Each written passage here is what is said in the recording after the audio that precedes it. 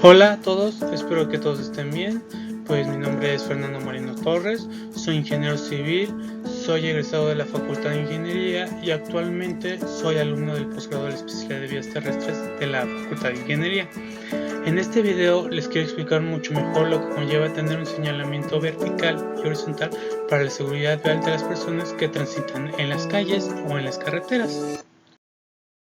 Ahora, primero debemos de definir lo que es una señalización, y como dice en la diapositiva, son marcas y o señales que previenen sobre los peligros que hay en las calles o carreteras y también nos sirven para regular el movimiento del tránsito y que sea más fluido. Existe una norma que viene en las especificaciones que deben cumplir para poder utilizarlas. Para ello es necesaria la utilización de la norma número 34 de la Secretaría de Comunicaciones y Transportes, ya que están regularizando los servicios que se van a implementar. En este caso es la semaforización tanto en carreteras como en las calles. Ahora, esta norma es obligatoria para todo tipo de calles y carreteras, ya sea si son federales, estatales o inclusive municipales. Esta señalización proporciona información al usuario para que puedan transitar por las calles de manera más segura, ya sea si son peatones o conductores. Hay diferentes tipos de señalización y son dos, las horizontales y las verticales.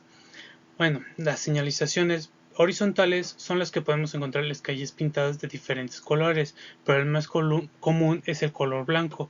Estas señalizaciones son utilizadas para la separación de carriles o para los cruces peatonales o las flechas que nos dicen el sentido del carril, entre otras cosas.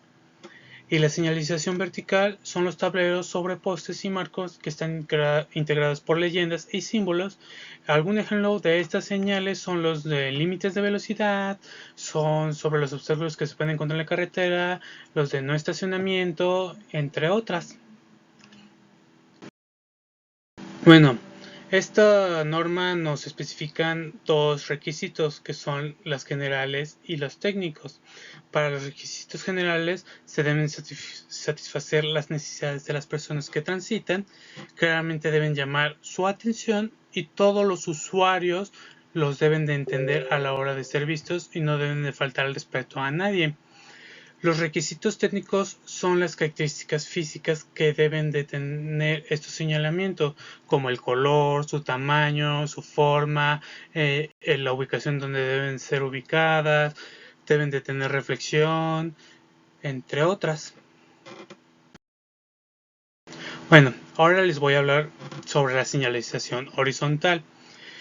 Como les dije anteriormente, son indispensables para las personas que transitan en la calle y dan mucha seguridad y rapidez en la calle.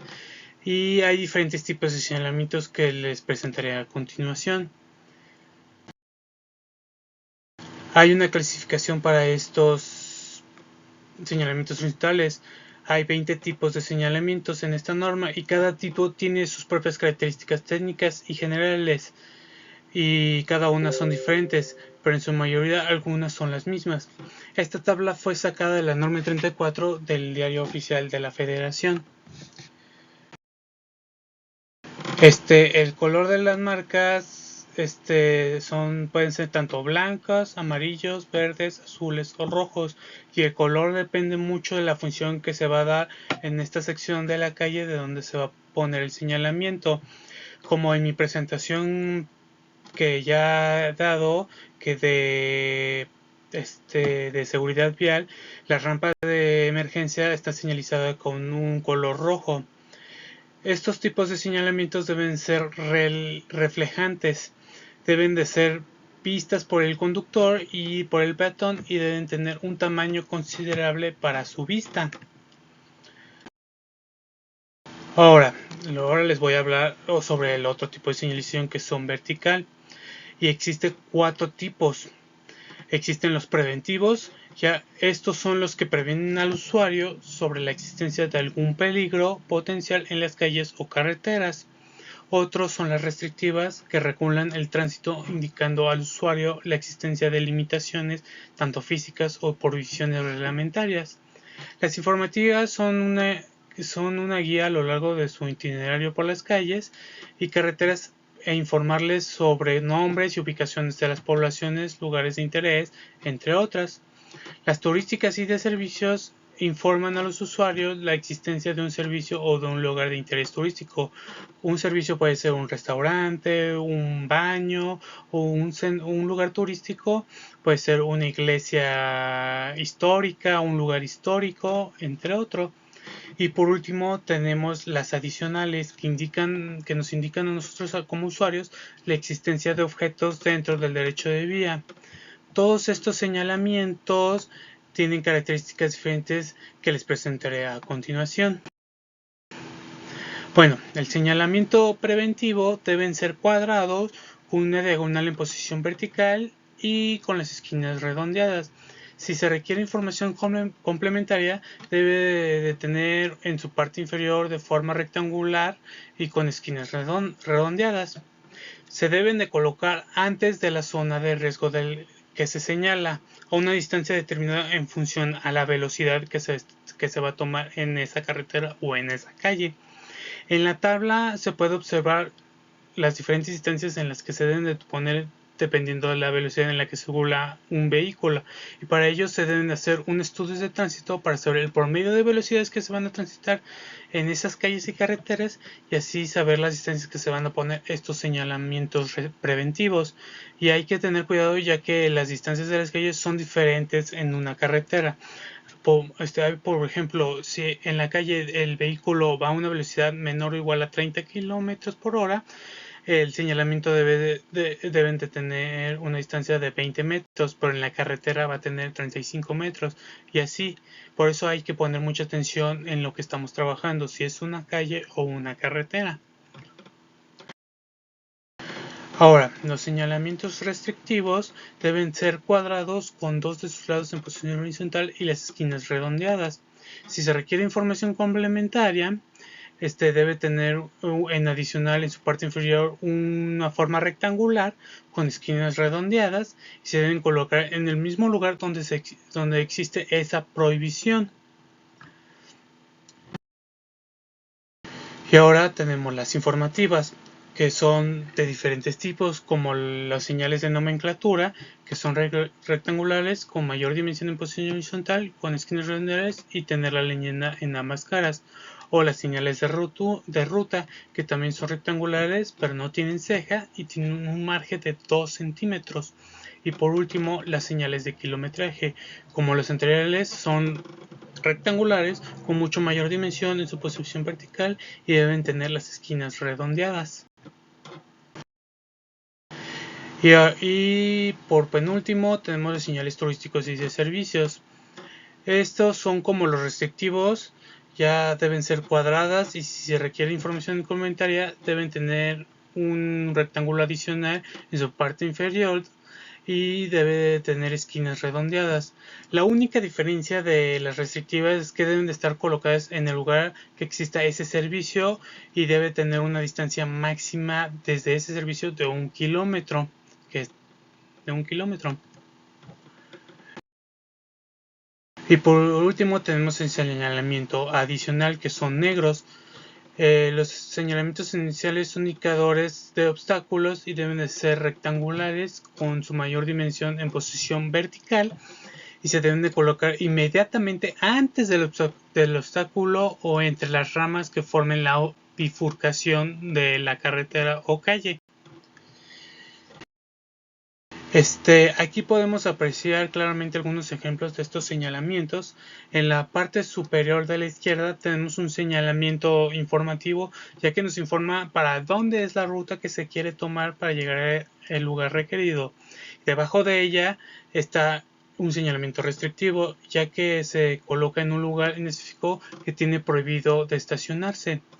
El señalamiento superior de en medio es un adicional, ya que nos dice que puede haber un obstáculo más adelante de la calle o la carretera, y en la parte inferior del medio es un señalamiento turístico y de servicio, ya que informan sobre el paradero de algún restaurante o de un hotel o de un servicio de gasolina o de un centro turístico.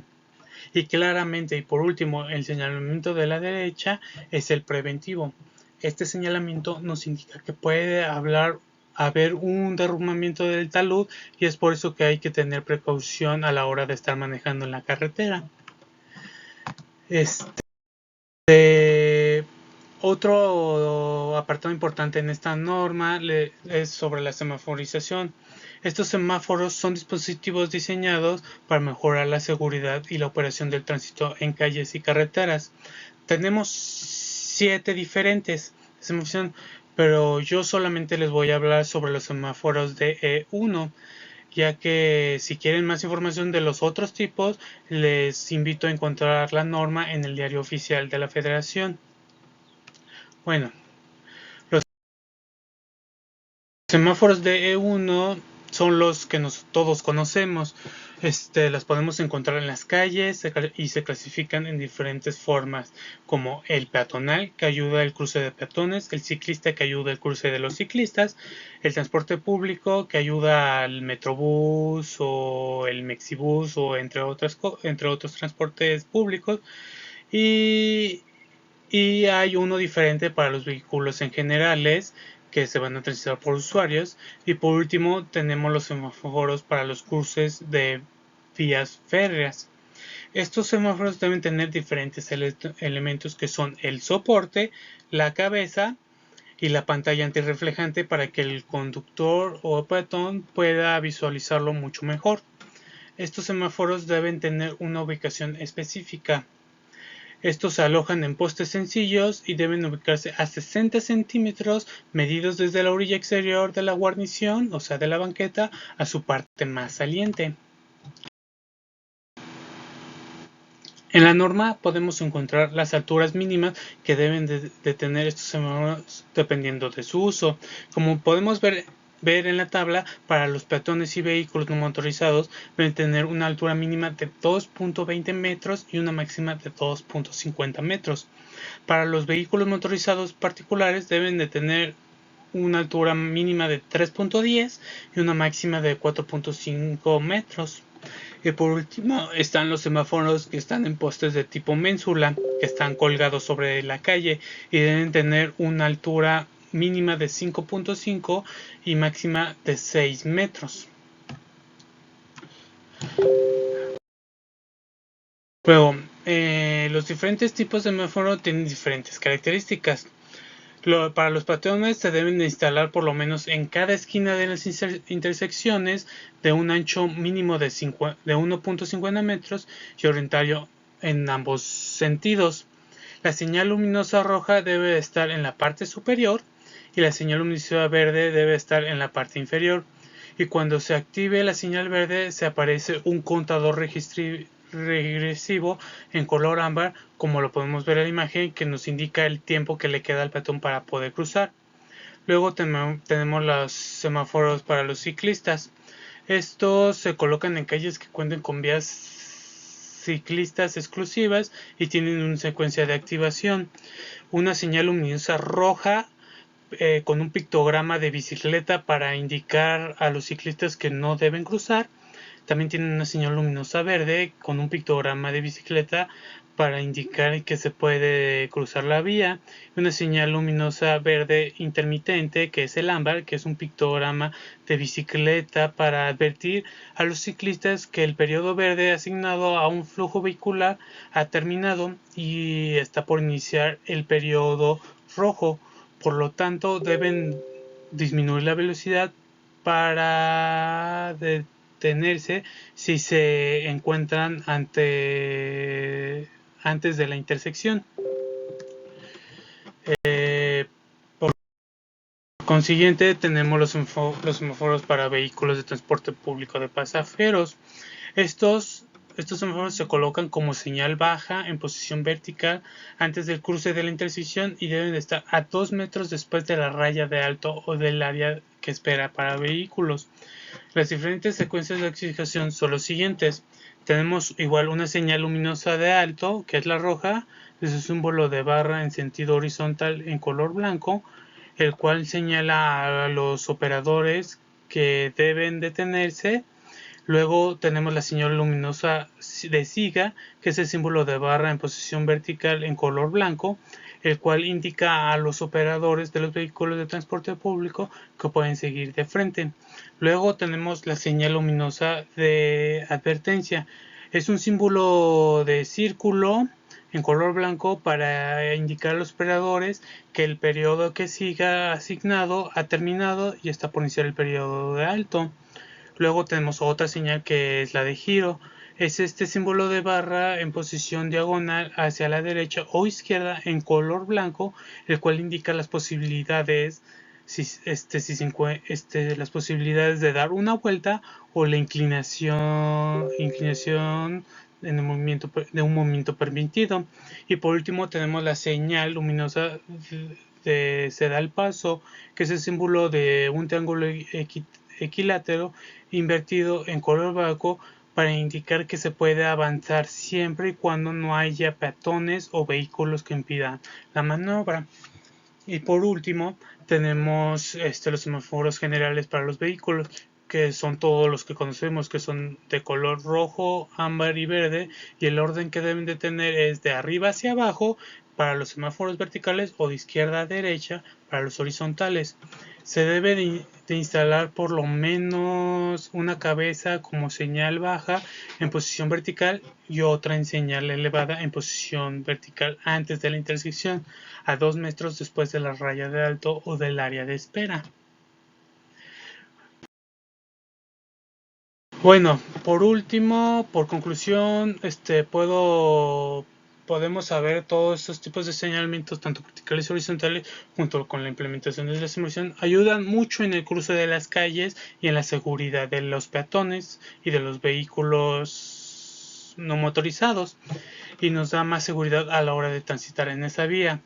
Les recomiendo mucho descargar y leer esta norma, ya que esto solo fue un poco de lo que se puede encontrar en la norma, y si quieren estudiar este tipo de tema es necesario conocer todas las características de las señales y sus diferentes tipos.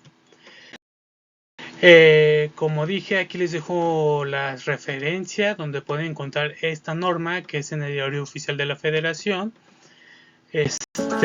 Y para terminar, quiero decirles que pueden tener mayor información de este tipo de temas, visitar las redes sociales de la División de Ingeniería Civil y Geomática de la UNAM, ya que aquí encontrarán información de diferentes temas y cursos que pueden ser muy interesantes, que les pueden ayudar a tener un crecimiento como ingenieros.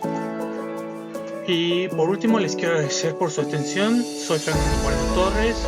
Muchas gracias.